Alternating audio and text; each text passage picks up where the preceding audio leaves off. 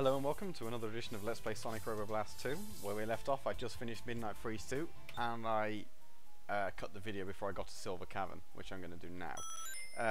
It's basically the same as Midnight Freeze 1 and 2, except actually hard. Most of the floors are icy, it's full of all of these awful badniks. It's all inside a cave, as the name implies. One thing they did, though, is they did away with the cold water. Instead, now it's all just replaced with voids that just kill you. So the level is pretty hard, all things considered. I really dislike it.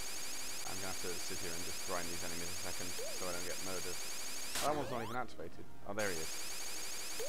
Right, now I'm going to get a ring back, because they're quite useful here.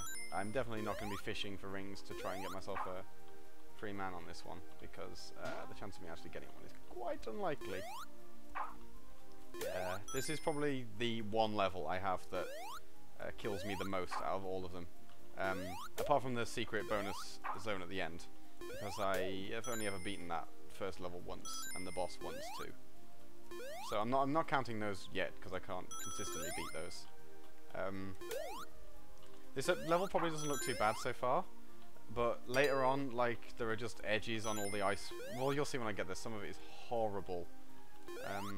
Also, because Sonic's running on ice, he doesn't have particularly good traction or controls, and it's a pain, the worst pain you've ever felt. So I'm going to just get on with it, and hopefully I can beat this. Hopefully I can A, beat this level, B, with not losing many lives, and C, also not take 600 years. This room I have to kind of go around the outside, and now I have to go over. Stop that raptor here. Checkpoint. Right. This is the now we're starting to get ice platforms that aren't bridged by the wall. You just fall into a void and die if you miss. So, you know, this means the fun is truly beginning. Right then. This room's not too bad. So, I've probably got a few of these horrible buzzer creatures following me, so I'll just make sure I kill the ones that I know are there, so I don't really want to be hit and fall off to my death in the middle of a spring. Oh, double jump shield, that's going to come in really handy.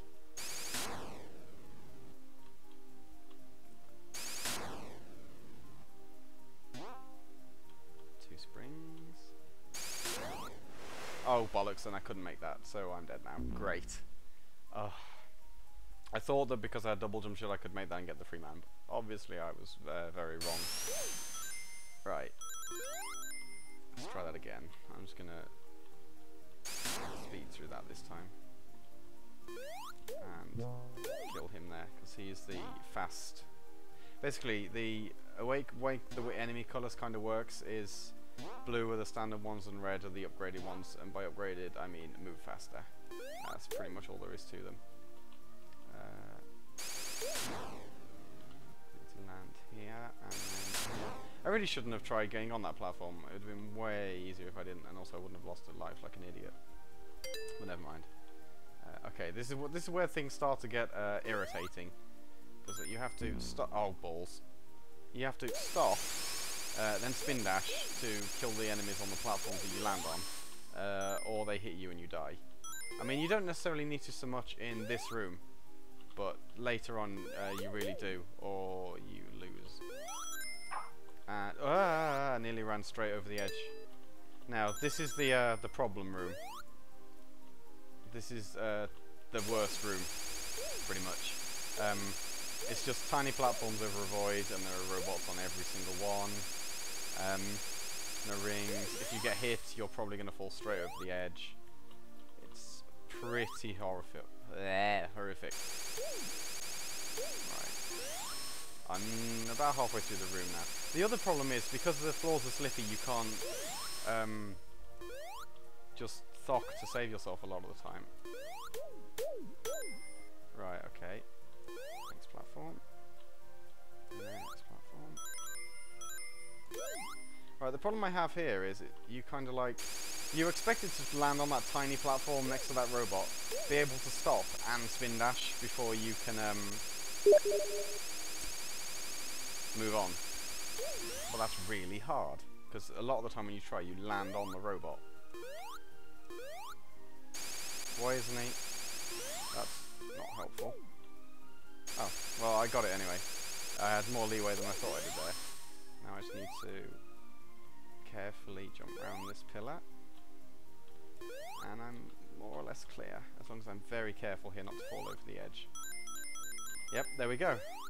1 life lost, and not in the difficult section either. I just lost a life like an idiot in there. Well, I'm very glad that's over with only 1 life lost. Now I just have to do Midnight Freeze Act 3. Which is the chemical plant boss. A chemical plant, toxic... No, Techno Hill, that's it. It's the Techno Hill boss, except this time you can't see where the goo lands. That's pretty much the gimmick of this version of it.